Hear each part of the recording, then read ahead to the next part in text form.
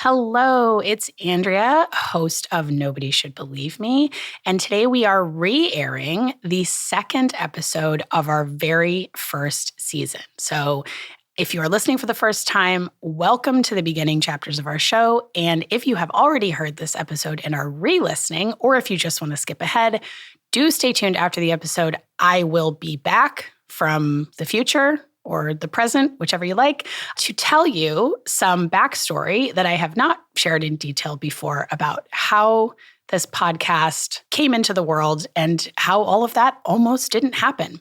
So do tune in for that. And in the meantime, if you want even more from Nobody Should Believe Me, please subscribe on Patreon or on Apple. We've got lots of exclusive bonus content there, including the deep dive that I'm doing this month on the Justina Pelletier case with friend of the show, Dr. Bex, also known as Secret Florida Dr. Friend. That's a case I've gotten a lot of questions about for its similarities and differences from the Maya Kowalski case that we covered last season. So if you're interested in going down the rabbit hole with us on that, please do join us there. And I will be talking about that case on the main feed at some point. Also, subscribers are a very big part of how I keep this show going and how I keep it independent. But if monetary support is not an option for you, rating, reviewing, and sharing the show wherever you talk to friends also helps us a great deal. So without further ado, here is episode 2. Before we begin, a quick warning that in this show we discuss child abuse and this content may be difficult for some listeners. If you or anyone you know is a victim or survivor of medical child abuse, please go to munchausensupport.com to connect with professionals who can help. 33-year-old Hope Ybarra wants to find a peaceful place to die. Hope's battle with brain, lung, and bone cancer leaves her frail and weak. She has 3 children. Her youngest is herself fighting a terminal case of cystic fibrosis. People believe their eyes. That's something that actually is so central to this whole issue and to people that experience this, is that we do believe the people that we love when they're telling us something. How could a mother purposely hurt her own child? Hope Ybarra subjected her baby to unnecessary surgeries, even poisoning her. I'm Andrea Dunlop, and this is Nobody Should Believe Me. As I mentioned in the previous episode, there is still a lot about my sister's story that I don't know, and many things that I will probably never know.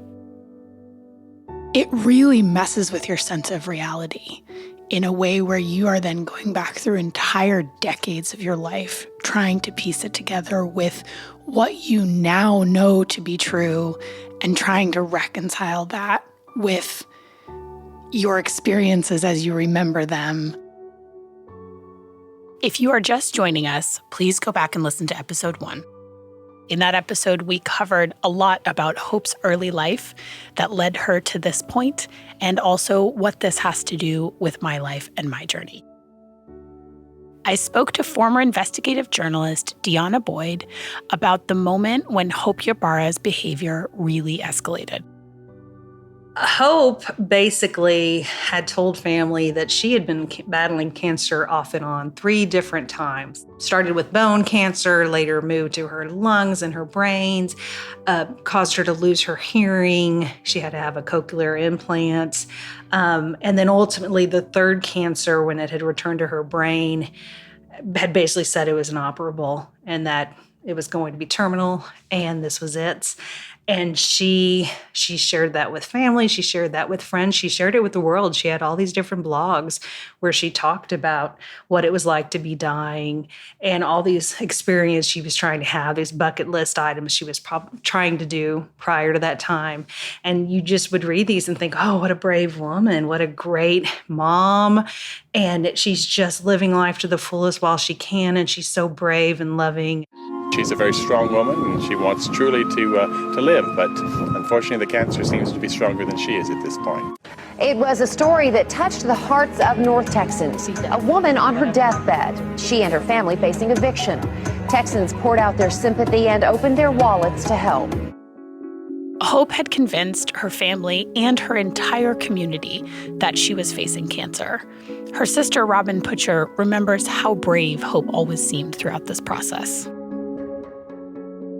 Everybody who met her was astounded at what she had been through and how she maintained her faith and her composure and her ability to carry on with life with a zest for it.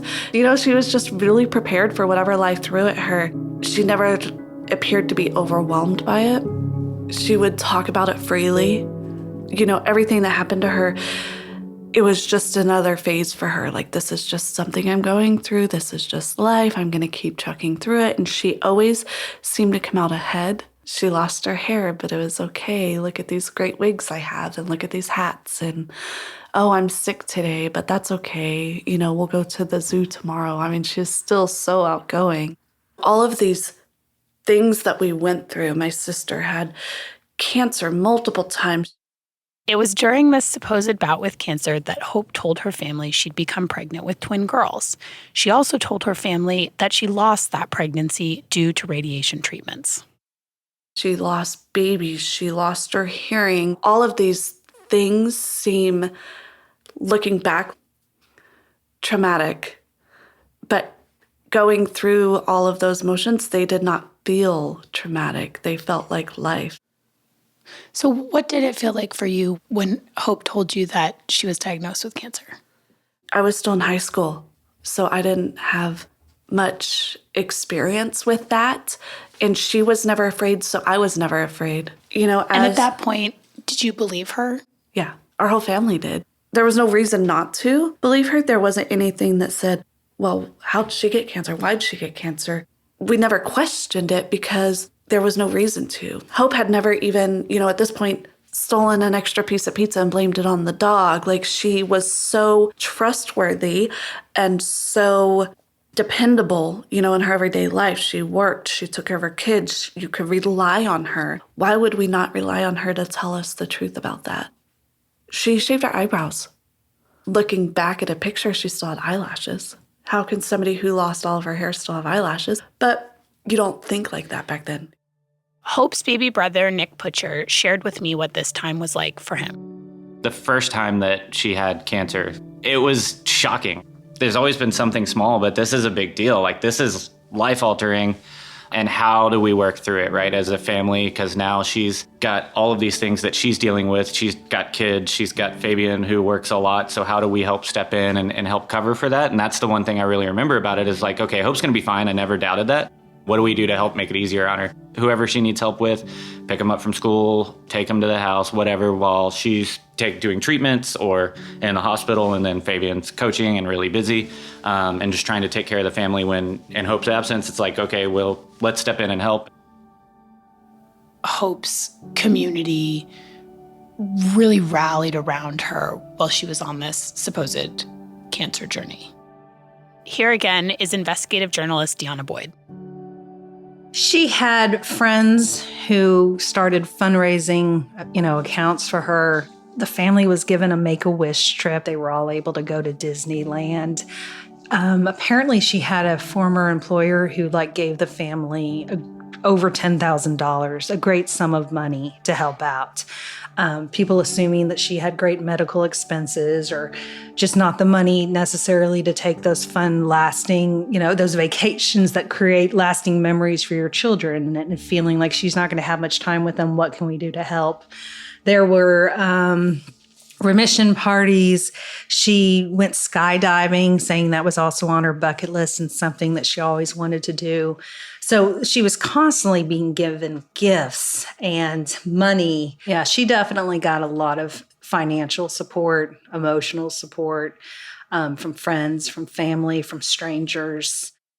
We threw some of the most amazing, hey, she's better parties that's some of the most fun times I've ever had, because Hope's here. She's going to be with us.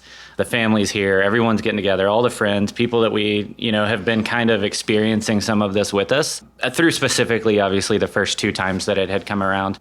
We had a big party at my parents' house, which was my dad's dream house. I will never forget, she jumped out of an airplane and landed in the backyard, soaring in, and it was this amazing thing, right? She's like, I'm better.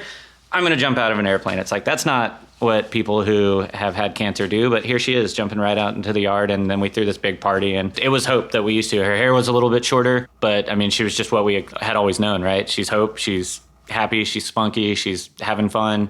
She's being goofy. She's the center of the attention. She's center of the party, which is expected, right? Because that was the objective, was to celebrate her being around. It was just a big deal because everyone was with the story. Everyone was following. Hope had a blog that people could go read online and follow the story. It's like, what doesn't matter anymore? The whole story doesn't matter because here we are now. We're going to move forward. The whole family is moving forward. Life is going on, and it's not something that we have to revisit until we did. Third time was the hard one. She's going through this again. And I remember she brought us all to her house. The kids were there, and she brings us all into a room.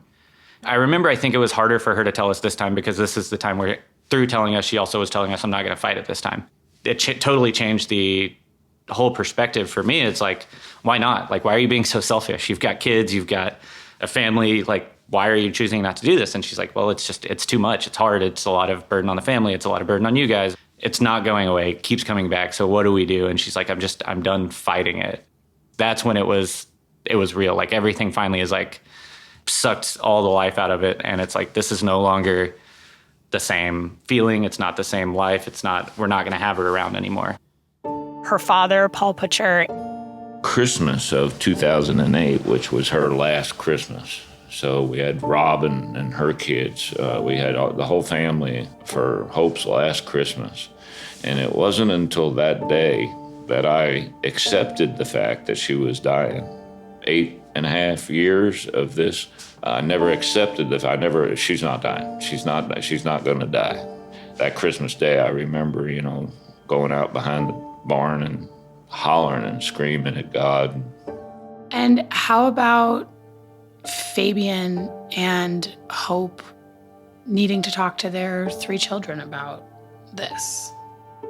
She had written letters to each of her children, kind of goodbye letters, including to the youngest, talking about how she wished she could carry the burden that the little girl had to carry for her. And, how proud she is of her, and that when the little girl goes to heaven, Mama will be waiting there and she'll reserve a garden of butterflies for you. She meant when you come and join me soon. So she had convinced everyone that not only is she dying, but her daughter is dying too. And it was just a matter of time. What Deanna is referring to here is that Hope had convinced everyone that her daughter had a particularly aggressive form of cystic fibrosis. Again, here's Nick.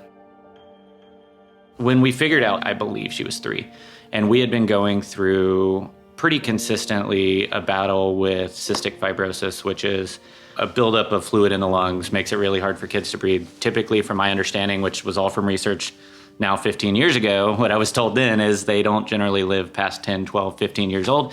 If you can make it to 20, it's incredible. When you're as young as she was, it involves a lot of time in the hospital and oxygen, assistance with eating. Through the first around 3 years of her youngest daughter's life, we spent roughly 50% of it in the hospital. We celebrated 2 Christmases in the hospital. And I remember it was a joy when she got to come home, but you just felt more comfortable, like things were going to be better when she was in the hospital. And so we just kind of got used to it. The youngest daughter had a port put in. So there's physical and obviously mental scars that come from that. It was a big part of the beginning of her life. In addition to the constant treatment that Hope's youngest daughter was receiving for her alleged cystic fibrosis, she also suffered several life-threatening episodes of anemia. The investigator would later talk to the doctor, who said her levels were just up one week, down the next week, and it didn't make sense because she wasn't bleeding internally, and that would be the only thing that would cause that.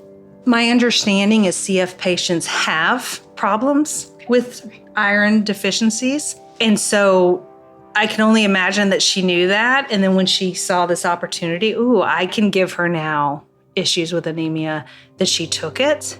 But the doctors were saying that severe of anemia would not be seen even in the most severe cystic fibrosis cases. The only way that she could have lost that blood is if somebody was intentionally taking it out. During this period of her life, Hope had been working as the lead chemist in several high-profile positions, including one at a food manufacturer and one at a pharmaceutical company. I ended up talking to her former employer at the lab that she worked at. I was like, when did you get suspicious that something was not right? And he told me that, some of the things that she discussed just didn't seem up to the level of understanding of chemistry or science as somebody at her level should have had. And just to clarify, she had told her employer that she had a PhD, is that right? Yes, correct. He mentioned that at some point she'd gotten into a conversation, I think, with his girlfriend, and the girlfriend was asking, well, what was your dissertation on?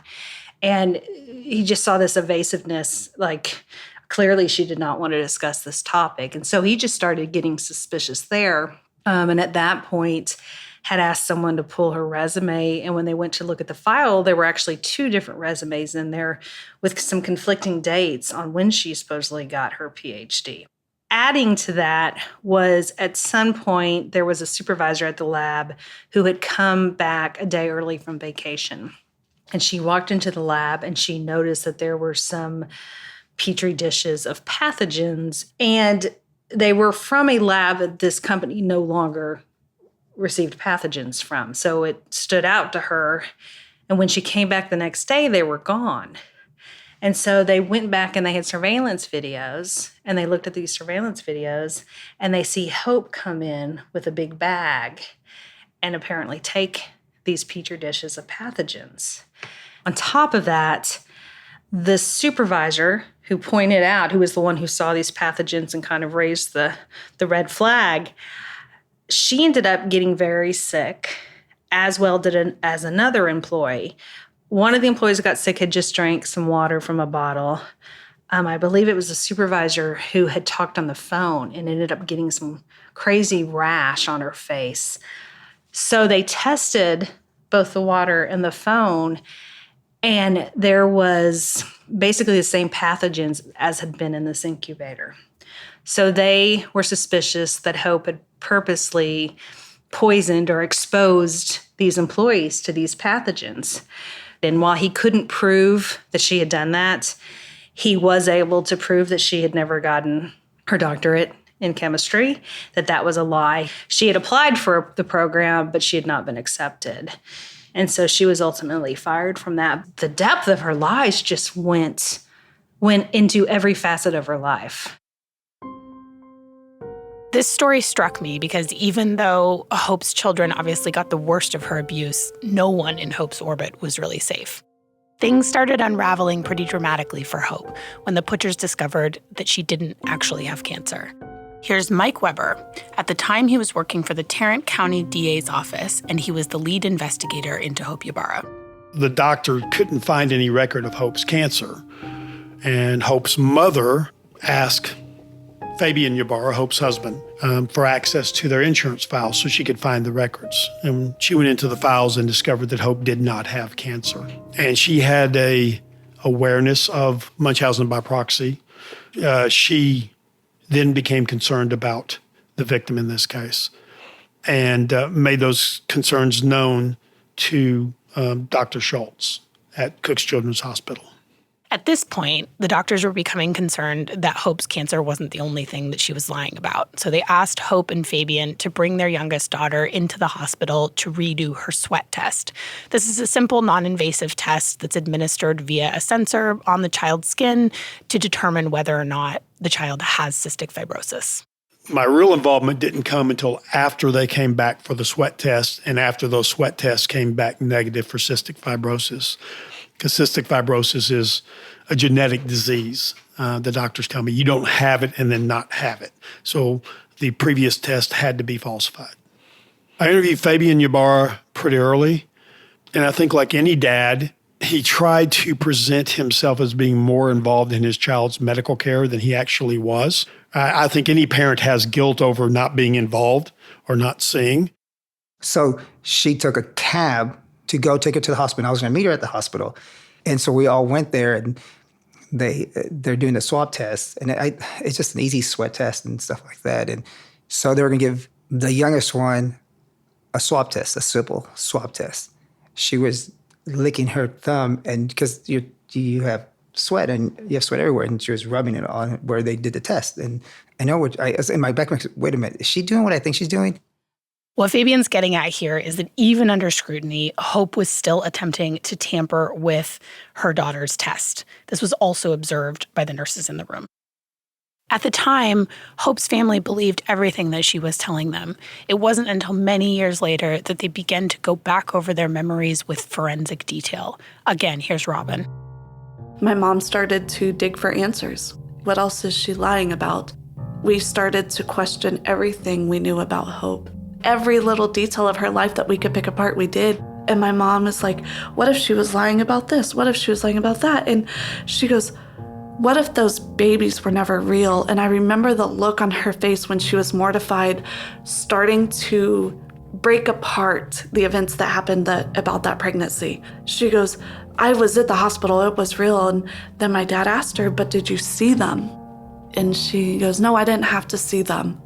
And then that was whenever she just really started to think about, how could somebody lie? We had a lot of Hope stuff at the house because she came to my parents' house to die. Now my mom had access to her medical records. She started going through boxes. She couldn't find proof of her going to any OBGYN. I remember one of the first times she went to go see her, my mom went over there and asked her, is this true? Did you ever have these grandchildren, my mourning grandchildren that weren't there? And my sister, of course, lied to her and said, no, they were real. All this was real. She kind of held on to that. It took us probably a couple months till we realized that the babies weren't true. And so then she asked her in a follow-up, visit with her, and my sister admitted that they were never real, that she had had some stomach pains. So she was in the hospital for stomach pains. They assumed, ovarian cyst or something. But after that, she ended up having a hysterectomy, supposedly, whether it's true or not. But she still says that happened. We were still at the hospital for that event. But, down the road now, she says that that's what happened, is she had a hysterectomy, not that she lost these babies. As the Putchers tried to piece together what was happening to them, Mike continued on his investigation. I asked Mike what it was like the first time he spoke to Hope Ybarra herself. Hope first lied, and I allowed her to lie to me. Provable lies that I had evidence about. I got a complete history, medical history, social history of her and all of her children. And she lied about her middle child and said her middle child had always been healthy. She had presented her middle child with cerebral palsy. And actually, when we did a forensic interview with the middle child, she talked about how she had to use leg braces and the same leg braces, same mucus vest as the victim when she was younger. Then she told us she was currently a gymnast. You have this dichotomy. She told us she had a miracle recovery, and she told us when the victim was born. This is one of the cases where you have the transfer from an older child to a younger child. The younger child usually gets the brunt of the abuse. It's almost like they practice their craft on the older child. So you think it's practice, and then also that the younger the child is, the more vulnerable they are to this type of abuse? Correct. And we see a lot of premature births with this type of abuse. This victim was born premature, and we'll never know. She'll never tell us. We'll never know if she did something to cause that premature birth, because she was already committing this abuse against the middle child. That we know. And of course, she also had the Munchausen behavior on herself with the years-long cancer hoax. Yes, she had presented her own cancer, which was a lie. And she had gone through 2 remissions. She had had parties with the family. The family was completely manipulated by her. It sounds like in many ways Hope's interview was run-of-the-mill for child abuse offenders. It definitely wasn't run-of-the-mill in what she told me. It's not often you have someone give you admissions about putting pathogens at least into her daughter's sputum sample. But it was run-of-the-mill in the fact that she first lied, and she then, when confronted with facts that proved she was lying, she made alternative statements and then made admissions and then never told the whole truth. That is every abusive head trauma interview I've ever had. That is every physical and sexual abuse interview I've ever had with children offenders. You rarely ever get the full story. And same thing with Hope. This surprised me when I first learned it, but it's not actually a crime to lie to a doctor about your child's health. So even though Hope's lies were prodigious, Mike had to focus on a crime that he had clear evidence of and which he could charge Hope with. How we ended up charging Hope was a hospital visit where Hope brought the victim in, and the victim was anemic, and Hope demanded a IV iron treatment. From what I understand, is not really a standard treatment because children are very allergic. Many children are allergic to this treatment. Hope was demanding it. She said, the victim's already had this treatment in Dallas. It'll be fine. You can skip the protocol. She wanted the doctor to skip the protocol. The doctor refused to skip protocol. And thank God, because when they started the IV iron treatment, the victim went into anaphylactic shock. Absent medical intervention, that was a substantial risk of death for the victim. And that is how we ended up charging Hope, withdrawing blood from the victim, which caused anemia, which caused an IV iron treatment, which caused anaphylactic shock, absent medical intervention, was a substantial risk of death. So you can see even how convoluted that indictment is and how much of a stretch it is to get there. So child abuse laws are not designed with this kind of abuser in mind. And so it took a lot of work for Mike to put together this indictment. And they ended up being able to use three things against Hope: the pathogens that she'd put into her child, the blood loss from the anemia that she'd caused, and the faked cystic fibrosis test. She still claims that her daughter had to get the feeding tube because she was choking on her milk. She still insists that was true, though she later admitted to me that she also remembers pouring water in her daughter's formula so she wouldn't gain weight.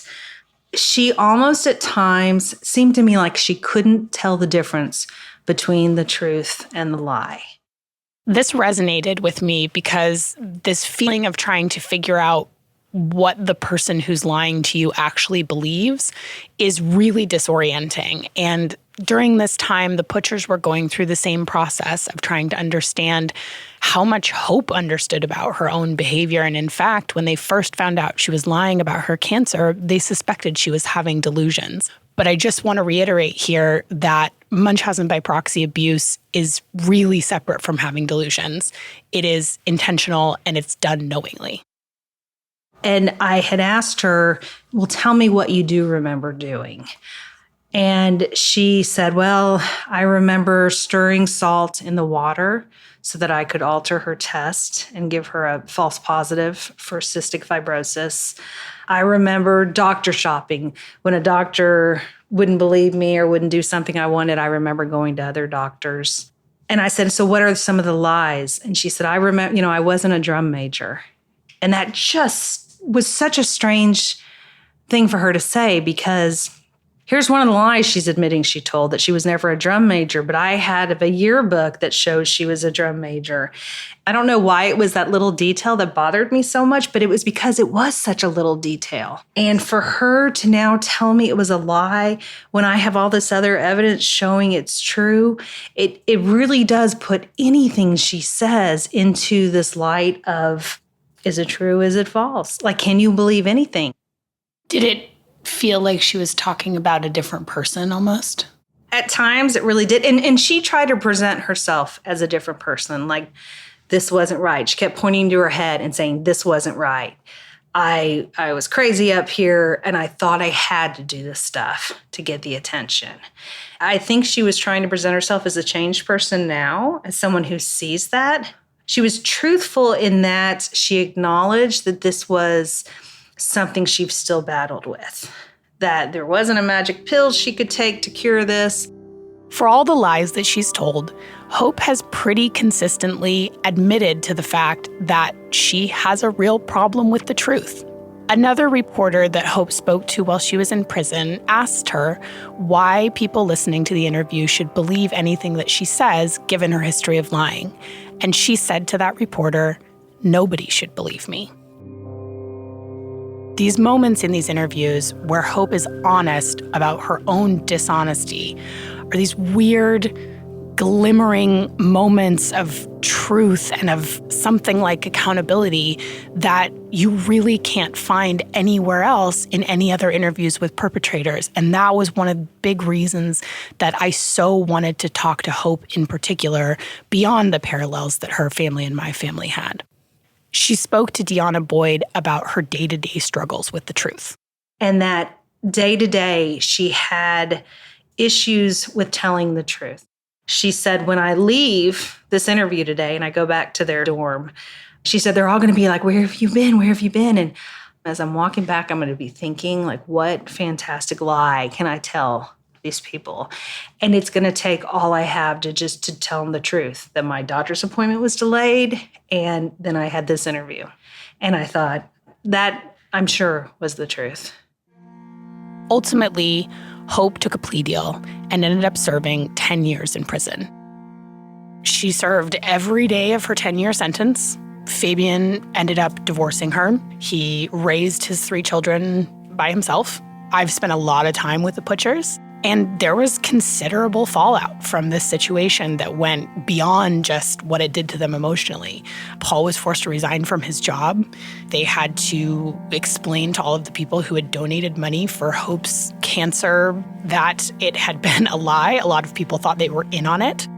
When I was first looking up the Putchers to reach out to them, the first 2 people I reached out to were Fabian Ybarra and Susan Putcher. I really wanted to talk to Susan because I just really admired the fact that she had called Dr. Schultz and told her that she was worried that Hope was lying. I know that is not an easy call to make. She did the right thing and she did it right away. But I have so much admiration for her because that is certainly not how a lot of families behave in this situation, as we'll hear about more in some of these other stories we talk about. I reached out to her and I sent her a Facebook message, and I didn't realize until I had actually gotten in touch with Robin Putcher that Susan had died in 2019, and she died about 6 months before Hope got out of prison. I know that Susan and Paul visited Hope while she was in prison. Hope continued to lie to them. She continued to lie about the abuse. She continued to lie about not remembering anything that had happened. She had claimed to have this diabetic coma and said that she didn't remember doing any of these things, though she sort of admitted in a way that she'd done them. She said, oh, if the doctor said I did them, I must have done them, but she didn't really take accountability. And she was still pretending to be deaf, and her parents knew she wasn't deaf. And so I think the visits became so frustrating to them that they told Hope that if she continued that behavior of lying to them, that they would no longer come to see her. And so she did continue to lie to them. And so they ended up not visiting her any longer. A meeting with the Putchers, what a loving, wonderful family they are. And I just got such a sense of how much they loved Hope and that they were willing to just do anything for her. It really helped me have this sense of peace that I could look at them and think, this is a nice, loving family, and they didn't deserve any of the things that happened to them, and they did not cause this. So I think that was a really unique and profound experience for me to get to break through that with them. It's not that I went into any of this process thinking that I was going to be some detached sort of journalistic observer. I know I'm not, and I don't want to present myself as though I am, but having that experience on the human level was really such a gift for me.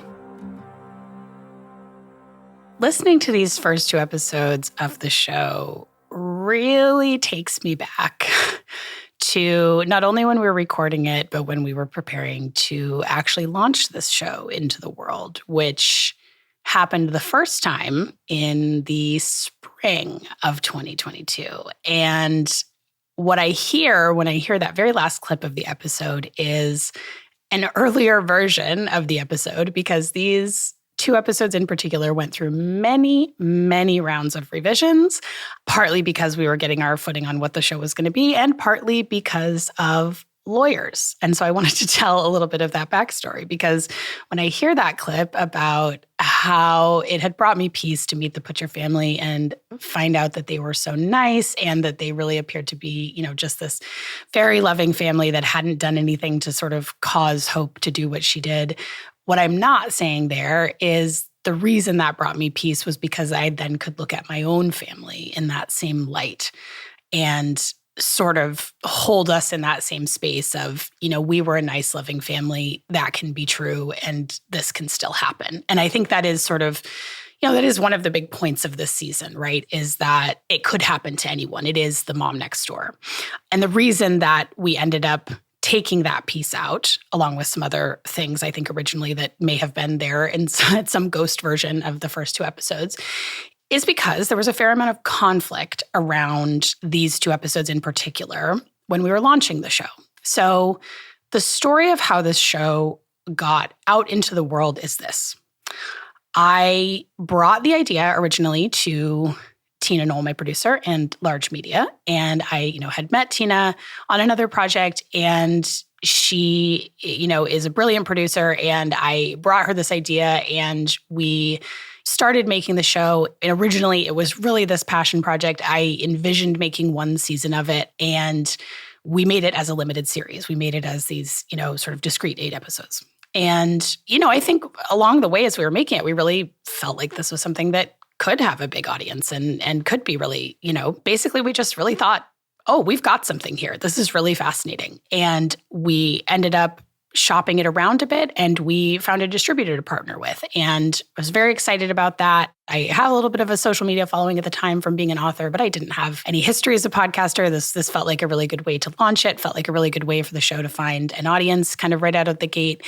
And throughout that, there was a lot of conversations about creative control and really wanting to maintain that. And obviously, there's a lot in this show that is of a really sensitive nature. And we did vigorously legally vet the content that's in it, particularly about my sister, because it is tricky. My sister has never been charged with a crime. So that's a much trickier case to talk about than one like Hope Ybarra's, where there was a 10-year prison sentence. That's just a lot easier to discuss. But that's also the reason that most of the cases that happen don't get talked about, is because it's very rare actually for them to end in criminal convictions. So, I was very sort of choosy and limited with what I shared about my sister's story. I really kept it to the pieces that I was present for. And also, even at that point, I had quite a bit of documentation and corroboration for the things that had happened. And so again, I vetted all of it with my lawyer to make sure it was sound, to make sure it was usable. And I let my distributor know that was the case. And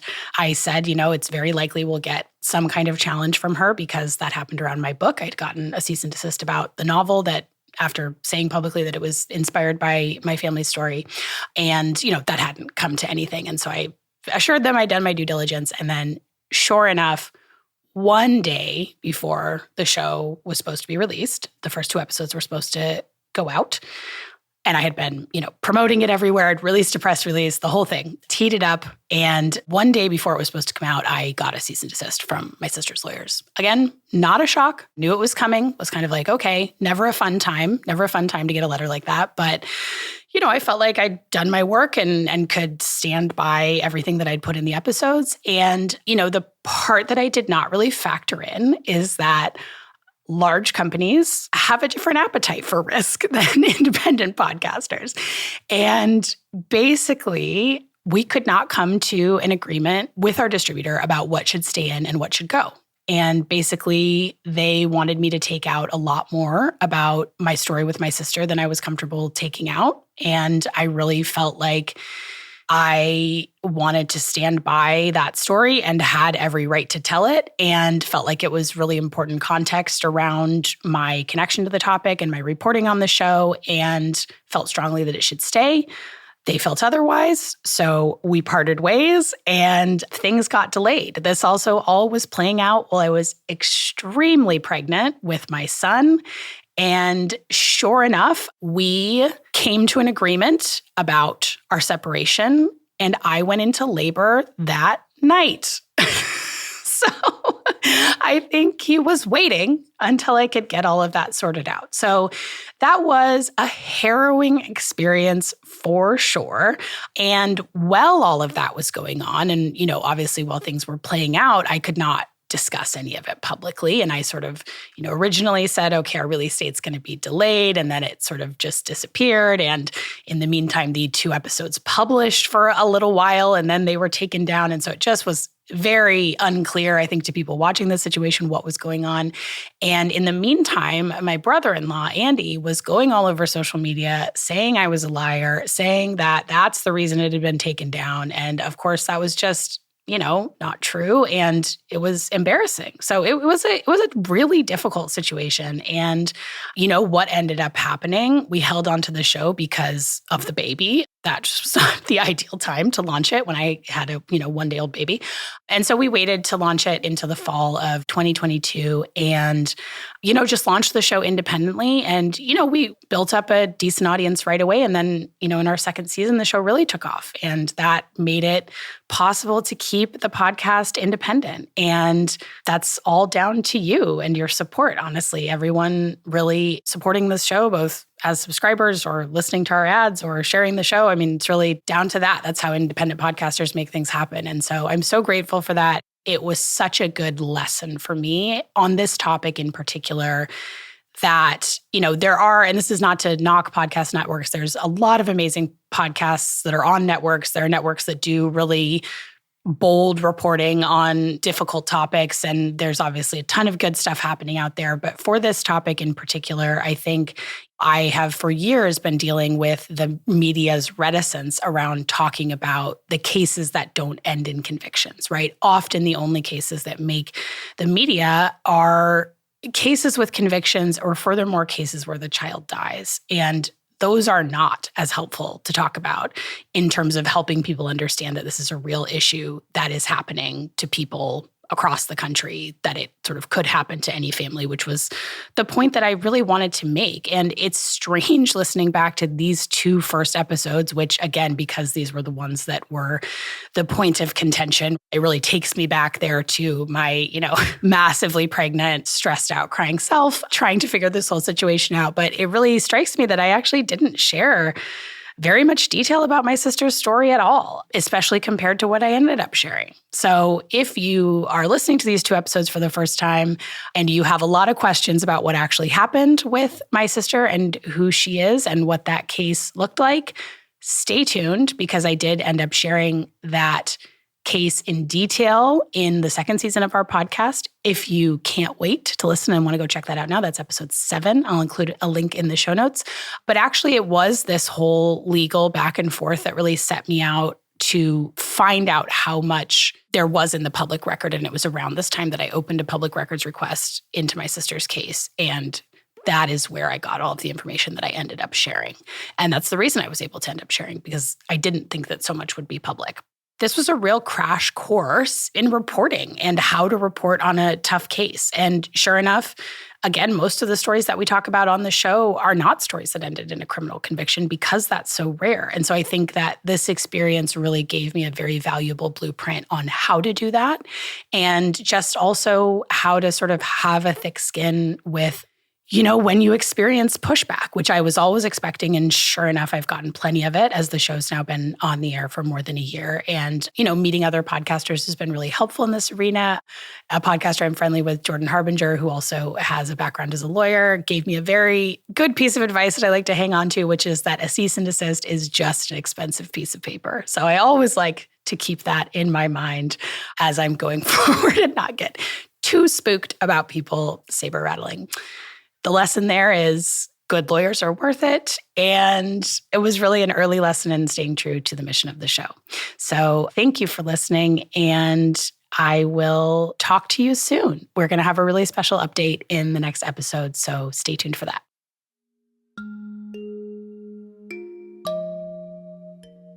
On the next episode, we'll take a look at the system that caught Hope Ybarra and talk about why there seems to be such a high rate of this particular crime in Tarrant County, Texas. If you've been listening to this podcast and some of the details sound very familiar to you from your own life or someone that you know, please visit us at munchausensupport.com. We have resources there from some of the top experts in the country, and we can connect you with professionals who can help. If you are curious about this show and the topic of Munchausen by proxy, follow me on Instagram at Andrea Dunlop. If you would like to support the show, you can do so at patreon.com/nobodysshouldbelieveme. And if monetary support is not an option for you right now, you can also rate and review the podcast on Apple and share on your social media. Word of mouth is so important for podcasts, and we really appreciate it. Our lead producer is Tina Knoll. The show was edited by Lisa Gray with help from Wendy Nardi. Jeff Gall is our sound engineer. Additional scoring and music by Johnny Nicholson and Joel Shupak. Also special thanks to Maria Paleologos, Joelle Knoll, and Katie Klein for project coordination. I'm your host and executive producer, Andrea Dunlop.